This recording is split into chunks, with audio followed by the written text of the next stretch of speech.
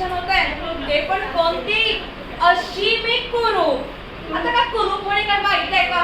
नाही ना, कारण मनुष्य आहे तर सुंदर आहे तर कुरूप पण आहे.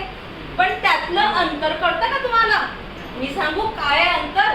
कुरूप म्हणजे खूप गंदे दिसणे, वाईट दिसणे, जिला काही कळत नाही असं आम्हाला वाटतं, बरोबर?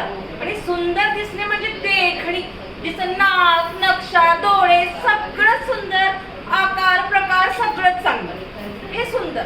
पण माझ्या म्हटल्याप्रमाणे काय आहे की कुरूप म्हणजे जो सुंदर दिसत नाही तसं नाही, जो सुंदर असून त्याचं मनच चांगलं नाहीये आणि मानसिकता चांगली नाहीये तर तो कशाचा सुंदर?